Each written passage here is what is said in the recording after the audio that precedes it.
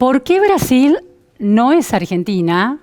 O viceversa, ¿por qué Argentina no es Brasil? Hubo elecciones, primera vuelta en ese país, elecciones presidenciales, una polarización marcadísima, la sociedad partida casi en dos mitades, y sin embargo hay políticas de Estado de ese país que permiten sostener una economía de manera interesante. De eso vamos a hablar hoy en la repregunta con un economista brasilero. Muchísimas gracias, Fabio Giambiasi, por estar hoy en la repregunta. Es un placer estar con ustedes. Fabio es un economista brasilero, como les decía, pero que habla un perfecto español porque es hijo de argentinos y creció en la Argentina hasta su adolescencia cuando se mudó a Brasil. Actualmente es investigador asociado de la Fundación Getúlio Vargas, un think tank de mucho prestigio y de calidad de investigación científica y social en Brasil. Y es ex economista jefe del Banco Nacional de Desarrollo Económico y Social, el BNDES. Muchas gracias. También un rol importante en el manejo de los indicadores del Brasil. Es un experto, su foco de trabajo es las cuentas públicas brasileras, la macroeconomía y los sistemas de seguridad social. Así que, bueno, el hombre indicado para que nos explique la economía brasilera. Fabio, hay muchas comparaciones de Argentina con el resto del mundo. Siempre nos muestran un cuadro dramático, también de Argentina con países de la región. Si uno tiene que pensar en los indicadores que en la Argentina se discuten mucho, como por ejemplo inflación, como por ejemplo desempleo o déficit fiscal, ¿cuáles son o qué mapa muestra hoy, qué foto muestran hoy esos indicadores en Brasil?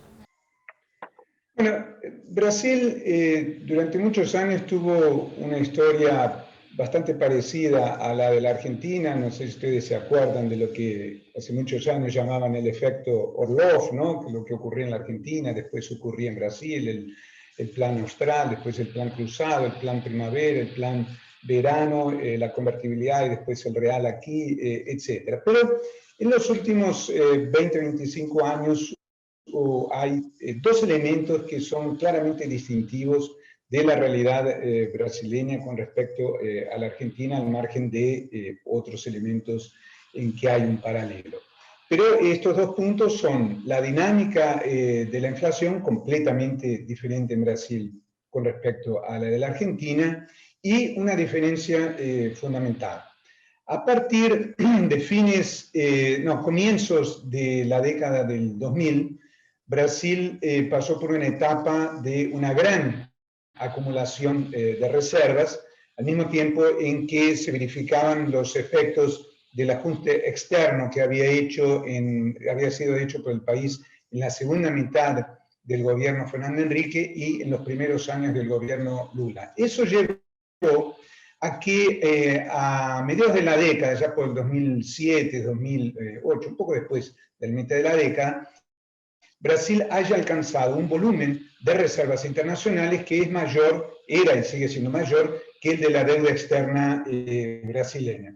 Fue en ese contexto que Brasil prepagó el préstamo que en aquel entonces tenía con el Fondo Monetario Internacional. Argentina hizo lo mismo en el gobierno Kirchner, pero con una diferencia de que mientras después la dinámica de la deuda externa, de la posición de reservas internacionales cambió mucho, en el caso de Brasil se mantuvo. Entonces hoy la situación externa brasileña y la inflación son realidades muy diferentes con respecto a la Argentina. Seguimos con un volumen de reservas internacionales holgadamente superior a los 300.000 millones de dólares y la inflación tuvo una dinámica perversa hace unos meses, pero ahora está decayendo.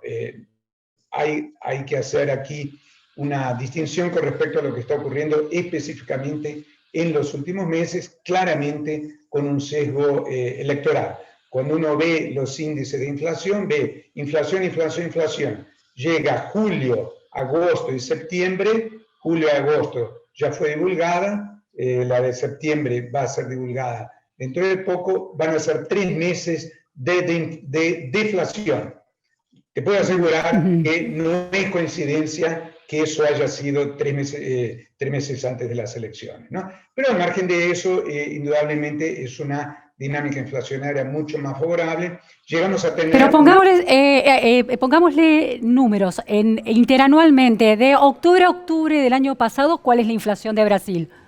La inflación en 12 meses fue aumentando, llegó a la altura de mayo, más o menos, del orden de 12%, y ahora está cayendo, y todo indica que a fines de año va a ser entre 6 y 7%. Resumidamente, Brasil va a tener en un año la inflación que Argentina tiene en un mes. ¿Qué inflación tenía en 2019, antes de la pandemia y antes de la guerra en Ucrania?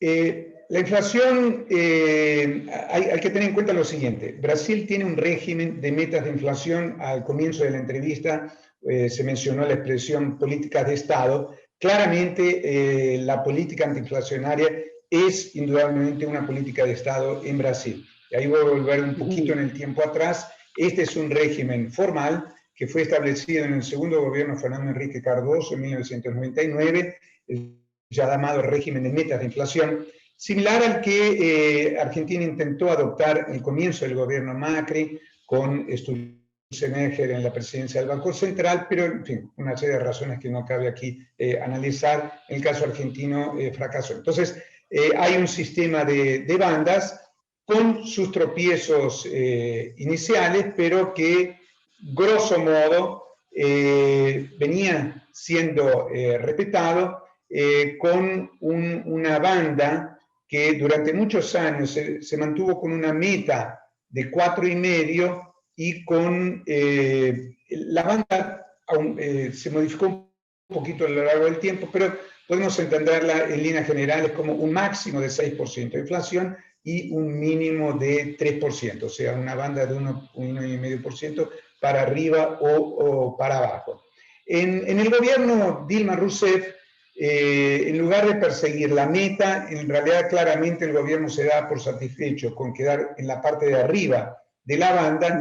En el año del 2015, que fue el año que precedió al impeachment de Dilma Rousseff, en una situación política dramática, con una presión enorme sobre el tipo de cambio, la inflación se fue a las nubes. Para los parámetros locales fue de 11%, se temía el fin del régimen, pero lo que ocurrió con el cambio de gobierno, con el impeachment y la asunción del entonces vicepresidente a la presidencia, Michel Temer, la inflación volvió a encauzarse dentro de la banda, y lo que ocurrió a partir del final del gobierno Temer y el comienzo del gobierno Bolsonaro es que aquella meta de inflación de 4,5% viene siendo reducida. Hay un protocolo formal que hace que el Consejo Monetario Nacional defina la meta de inflación con 2 años de antecedencia, y esa meta de inflación ha venido reduciéndose en 25 puntos por año. Y ahora, entonces, el Banco Central siempre hace política monetaria mirando 1 o 2 años hacia adelante. Formalmente la meta de inflación este año es 3,50, la del año que viene 3,25 y la del 2024 es 3%. La inflación antes de todo esto que está ocurriendo en el mundo venía siendo del orden de 4%, fue muy presionado por todos estos problemas internacionales, como dije, llegó a 12% y ahora está siendo reducida, y la gran batalla del Banco Central es para lo que en la jerga de los economistas denominamos el anclaje de las expectativas, o sea que las personas crean que la meta de inflación es en serio. Nosotros... ¿Cómo hacen para eso? ¿Cómo generan un anclaje en el medio de un proceso electoral que ha dividido la sociedad? ¿Cómo se genera un anclaje de confianza con un gobierno del de Lula, que eventualmente va a ser de centro izquierda, y un gobierno de Bolsonaro, que de continuar seguirá siendo de centro derecha, con un ministro de Economía ortodoxo liberal como Paulo Guedes? dos respuestas que se combinan a eso y ambas tienen que ver con el Banco Central. El Banco Central, desde ya hace 30 años, tiene una postura estrictamente técnica a lo largo de los diversos gobiernos, con Fernando Henrique, los dos gobiernos de Fernando Henrique, los dos gobiernos de Lula, aún con algunos problemas en el gobierno de Dilma Rousseff, o sea, eran presidentes economistas reputados, con un excelente equipo abajo en el directorio, y eso se venía manteniendo en una situación institucional donde había una autonomía en la práctica, pero no formal, ¿no? Lo cual permitía tener una buena política monetaria, técnica, etcétera, pero con muchas dudas cuando había situaciones electorales, porque tener una buena gestión no significaba una garantía de qué es lo que ocurriría después de las elecciones.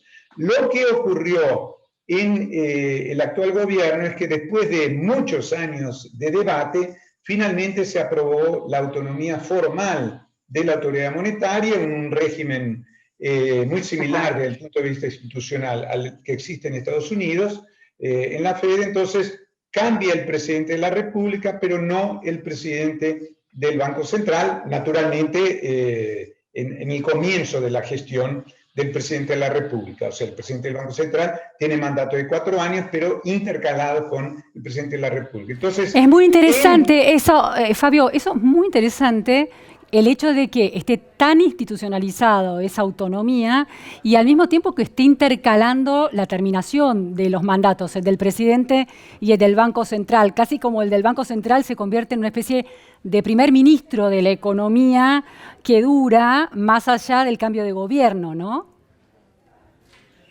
Sí, vamos a establecer una diferencia con respecto, por ejemplo, al 2002. En el 2002 hubo una gran crisis de incertidumbre porque el gobierno Fernando Henrique tenía compromisos con una serie de políticas, pero en aquel entonces un Lula desconocido en el sentido de que no se sabía exactamente qué podría hacer si llegara a la presidencia, todavía no había sido presidente, entonces había muchas dudas y durante la campaña Lula jamás respondió quién sería su presidente del Banco Central, pero todos suponían que dejaría de ser Arminio Fraga, que era el famoso presidente del Banco Central en aquel momento, con el ministro de Economía Pedro Malán en la presidencia de Fernando Henrique. Ahora, aún con incertidumbre con respecto a cuáles serán las políticas económicas del próximo gobierno, la duda con respecto a la política monetaria es cero. O sea, Lula, todos saben que hace una oposición intensa al gobierno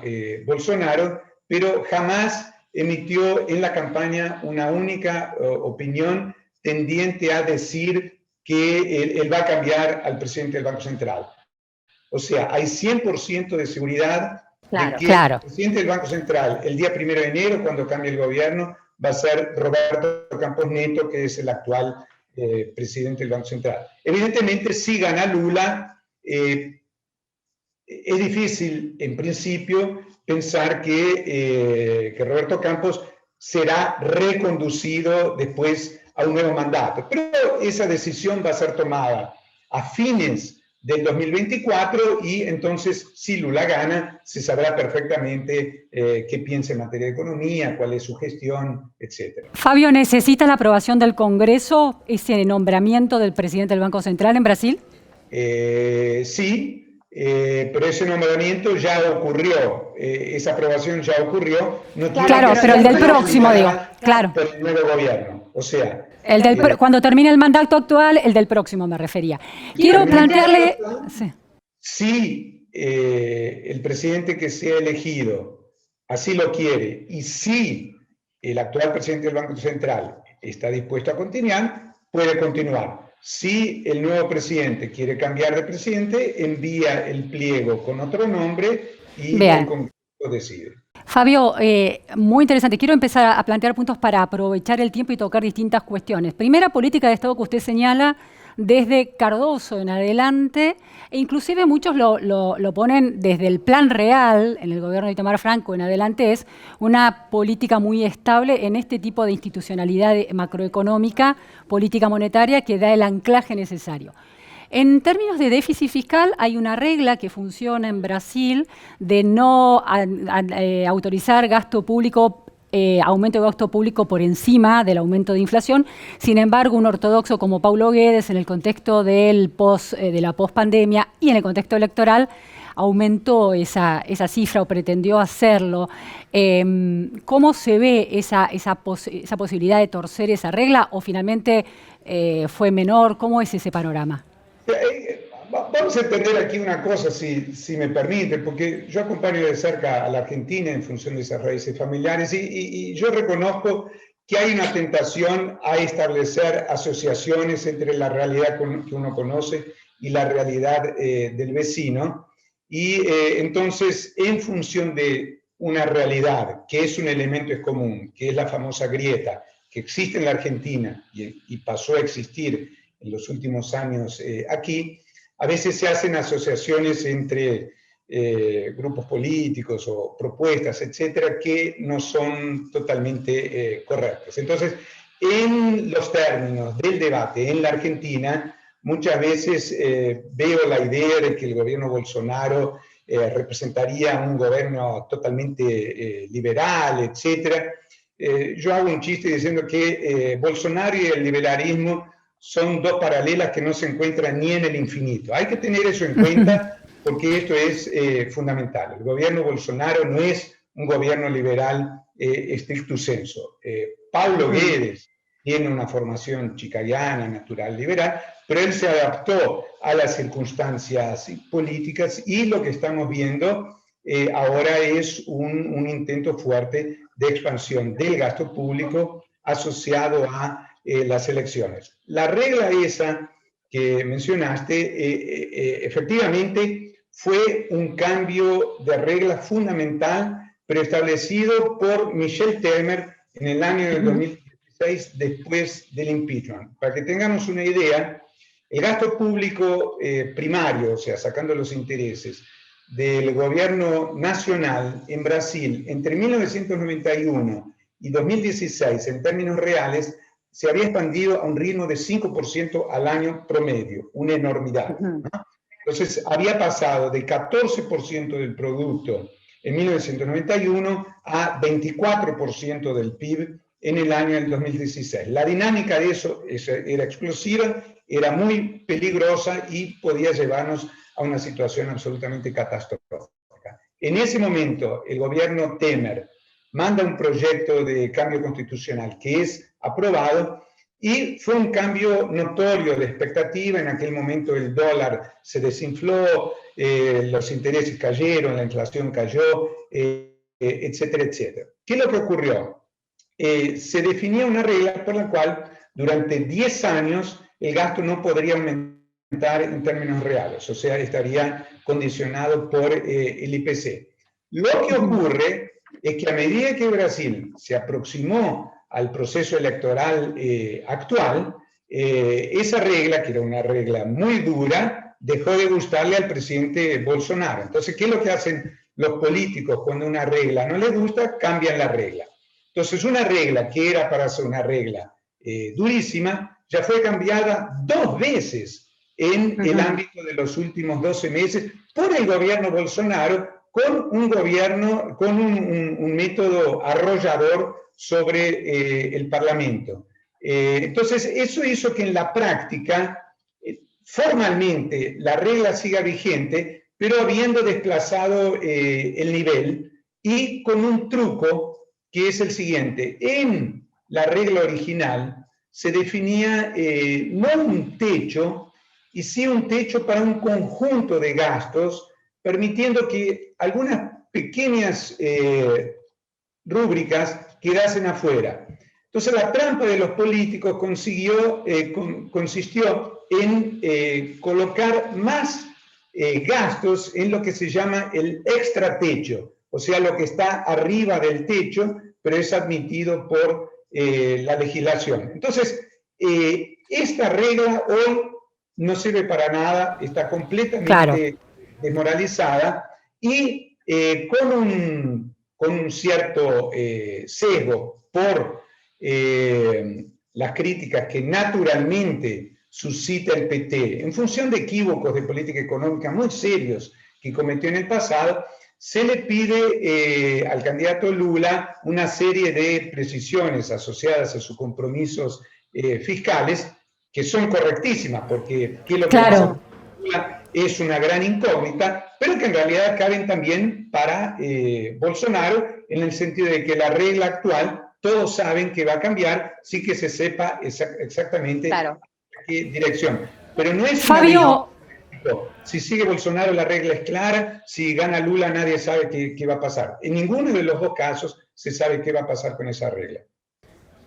es interesantísimo lo que dice, porque señala en la primera cuestión inflación, una política de Estado en la conducta monetaria del país que atraviesa gobiernos de centroizquierda, de centroderecha, gobiernos que daban desconfianza a los mercados como el de Lula y gobiernos que daban más confianza a los mercados como el de Bolsonaro. Desde el plan real a Bolsonaro, política monetaria sostenible y creíble. Ahora, en el campo fiscal, Bolsonaro termina siendo tan populista como el riesgo que supone el regreso de Lula en ese punto, en el tema No cabe la del menor déficit. duda. Para que tengan una idea, Brasil desarrolló a lo largo del tiempo, y eso también había sido, ya no lo es más, una política de Estado, que es lo que se llama Bolsa Familia. El Bolsa Familia es así, muy mal comparando, porque es un animal diferente, etcétera, algo semejante a los famosos planes de la Argentina, los planes sociales. Sí.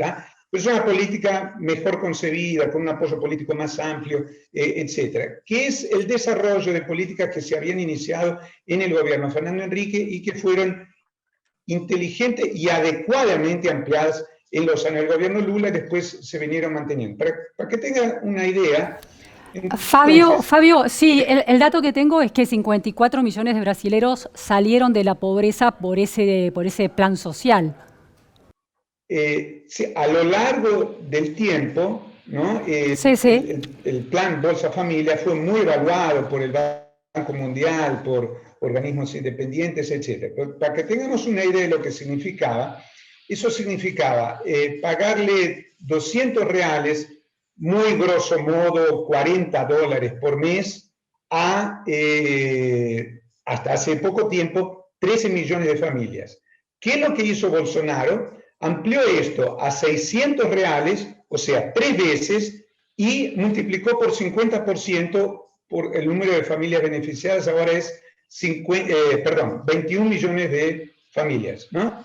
Entonces, no satisfecho con eso, después del resultado electoral del domingo pasado, ¿qué es lo que hace Bolsonaro? Dice que va a haber un aguinaldo del Bolsa Familia actual, de una forma típicamente latinoamericana. Le cambió el nombre para tener su sello propio, ahora no es más Bolsa Familia, que era el nombre que venía manteniendo hace diversos gobiernos, ahora se llama Auxilio Brasil. Entonces, el Bolsa Familia era para 13 millones de familias, 200 reales por mes y un pago puro, todos los meses el mismo valor. Allora lo que hace Bolsonaro es le paga a 50% más de familias, son 21 millones de familias, paga el triple y allí claro. una cosa completamente disparatada, que es pagarle un aguinaldo de eso apenas a las mujeres. Aquí no se trata de ser sexista, machista, feminista, lo que sea, es que no tiene sentido el concepto, no tiene sentido pagarle un valor que está relacionado con el combate a pobreza, específicamente a las mujeres por una cuestión de género. O no se paga un aguinaldo, porque el concepto tal vez no tenga mucho sentido, o se le paga a todos. Pero como él claramente tiene un problema de rechazo entre las mujeres por N actitudes que tomó a lo largo de su vida, una serie de disparates que dijo públicamente, de que tuvo varones y después tuvo una debilidad y nació una mujer, aberraciones de ese tipo. Entonces, cuando llegan las elecciones trata de conquistar el electorado femenino, donde según todas las encuestas está muy por debajo y le puede costar la... Fabio, a través de Está esa clarísimo, el uso del déficit fiscal y esos techos usado políticamente, un problema que atraviesa a la centroizquierda y en los temores hacia la centroizquierda y en la efectividad de lo que está sucediendo con la centroderecha o la derecha. Quiero pasar a dos preguntas finales porque ya nos queda poco tiempo.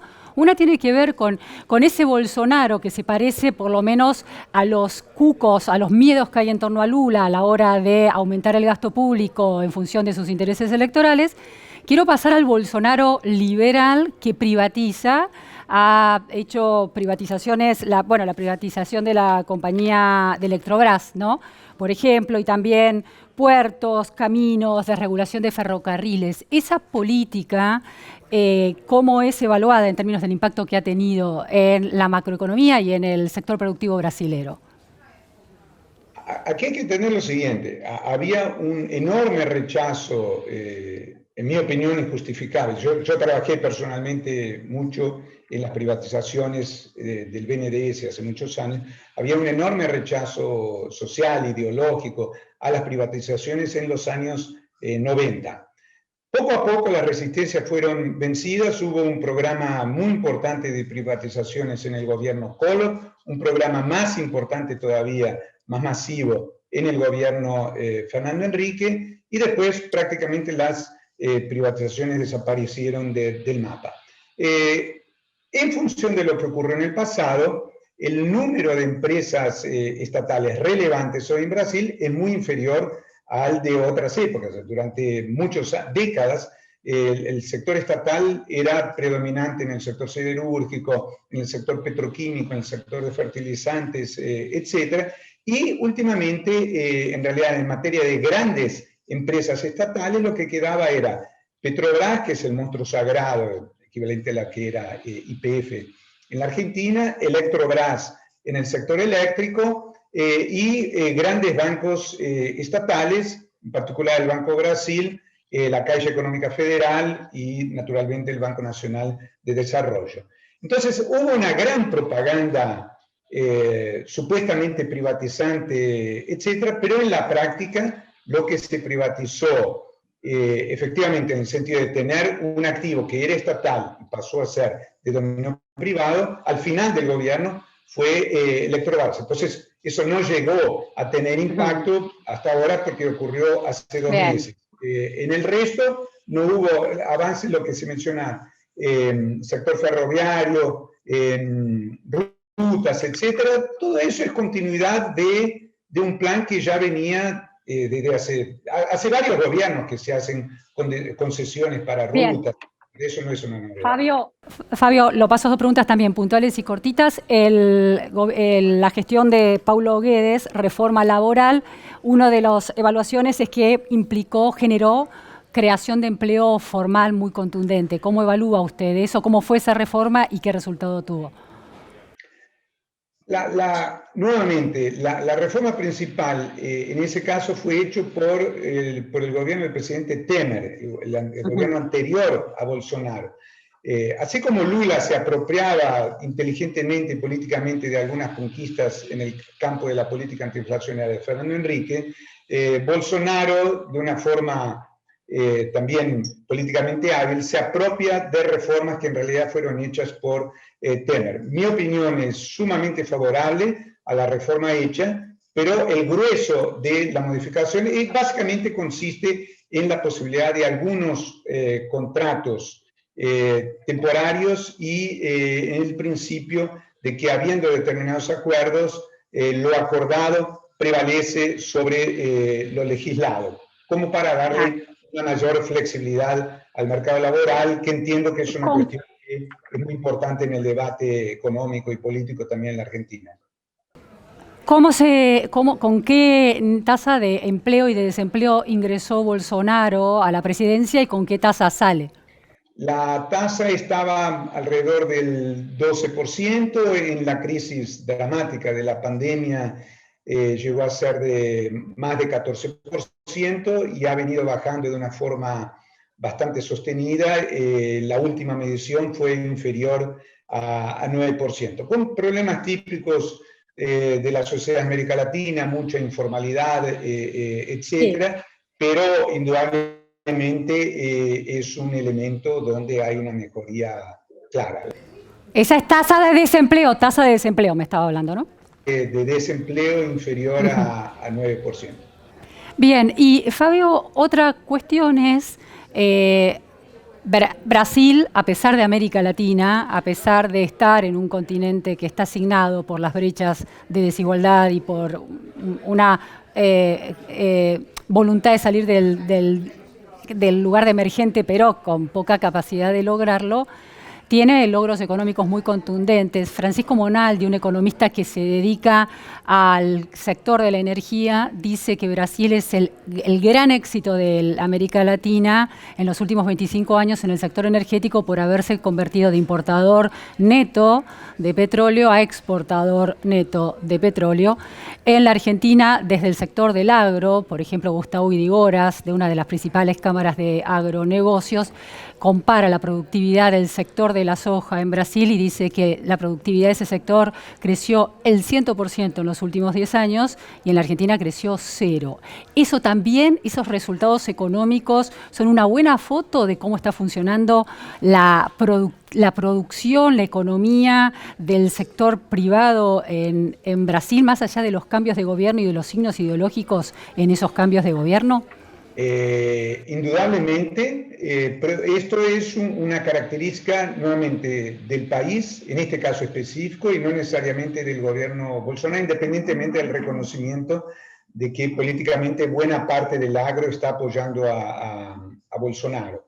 Pero la mejoría, digamos, cuando yo empecé a estudiar economía a comienzos de los años 80, el sector agrícola era muy atrasado en Brasil, y hoy es un sector de punta a nivel mundial, tanto en el ámbito de las carnes como en el ámbito de la agricultura. Y eso se debe a una intensa actividad privada con alguna actuación subsidiaria del Estado. Específicamente, Brasil tiene una empresa de investigaciones agropecuarias llamada Embrapa, que es reconocida por todos como un elemento importante que ayudó al desarrollo de cultivos, ¿no? Pero entonces, en línea general, lo que está ocurriendo ahora es la continuidad de políticas de un éxito rotundo del sector privado. Lo que explica, si me permiten un punto, el rechazo en parte del sector ligado al agro a la candidatura de Lula, es que Lula estuvo históricamente siempre muy vinculado al movimiento de trabajadores sin tierra, el MST, que se hizo famoso en el pasado por la invasión de tierras,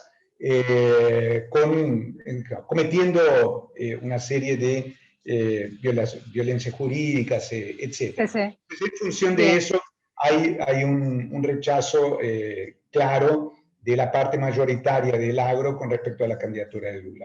Bueno, Fabio, realmente fue muy interesante escucharlo con estas precisiones que obligan a volver a pensar esa economía y a no compararla tan sencillamente con el modo de concebir los problemas argentinos. Muchas gracias, realmente. Muchas gracias, Fabio Giambiasi, por estar en la repregunta hoy. Muchas gracias. Fue un gusto. Gracias. Gracias a todos.